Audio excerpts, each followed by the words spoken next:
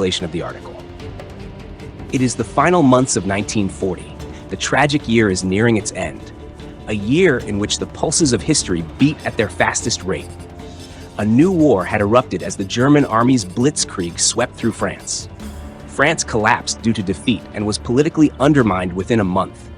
A great nation with pride fell into the hell of occupation, betrayal, and collaboration. While German soldiers marched in the streets of Paris, the Vichy government, led by Pétain, embraced Nazism. De Gaulle declared the establishment of the Free France government in exile to continue the resistance. The Battle of Britain took place in the skies above as Hitler boasted of the power of the German Air Force. Air raids began, bringing death and destruction to the cities of the United Kingdom. Britain had no choice but to defend and challenge. With everything around them being destroyed, the British refused to surrender.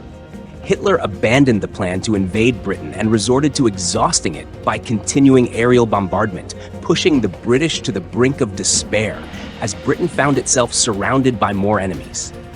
Hitler occupied the British protectorate of Egypt and brought the war to the Balkans by attacking Greece. The Greek people valiantly resisted the invasion and turned the tables on the Italians with a series of counterattacks. In America, Franklin Roosevelt won a third term as president, promising to keep America out of the war. In the coming months, as the war expanded, it became increasingly difficult for the United States to remain distant from the conflict tearing the world apart. As 1940 drew to a close, the war had spread and expanded into southern Europe, with Italy invading Greece. The driving force behind the invasion was the usual desire to rebuild the new Roman Empire and elevate Mussolini's fascist state. The battle took place in the harsh winter of the northern Epirus Mountains. Before the war, Italy presented itself as a modern fascist state. Mussolini boasted about the parades showcasing the army of the future, columns of tanks and squadrons of aircraft. However, the power was an illusion. Italy did not have the wealth or the industrial infrastructure to build a real force.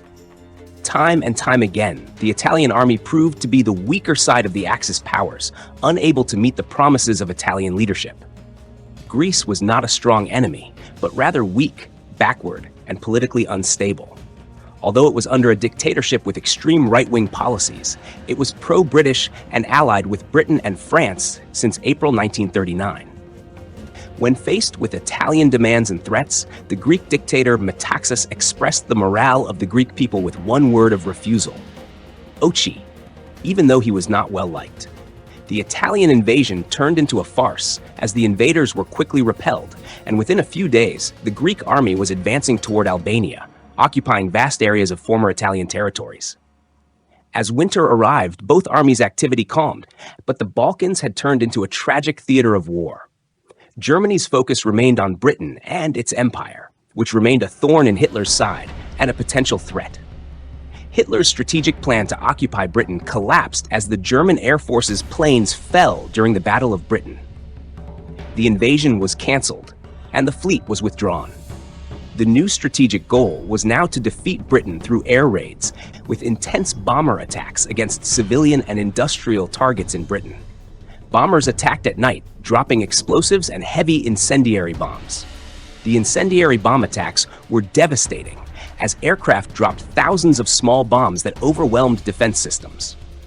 The fires served as glowing markers to guide more bombers during the night. The German plan aimed to wear down the British people to the point of exhaustion from the war. The night attacks were essential to preserve the German Air Force's aircraft after the losses during the Battle of Britain. Every morning, the British woke up to learn who had been killed and who had lost their homes the night before. By the end of 1940, the weight of German attacks shifted from London to other British cities. In the broader historical context, the bombs that fell on a single German city in one night far exceeded the amount of explosives that fell on London throughout the war. The strategy of bombing Britain was part of Hitler's plan to break the will of the British. The Nazis also sought to force the British to surrender by applying pressure on many fronts and from several directions. One additional axis of pressure was North Africa, where Hitler's ally Italy was attacking British forces guarding the strategic Suez Canal. As with Mussolini's Greek misadventures, the fascist forces failed to deliver on the Italian dictator's promises and rhetoric. The massive armies Italy threw against the British advanced only slightly into Egypt and halted at Sidi Barrani, where they remained. Is there anything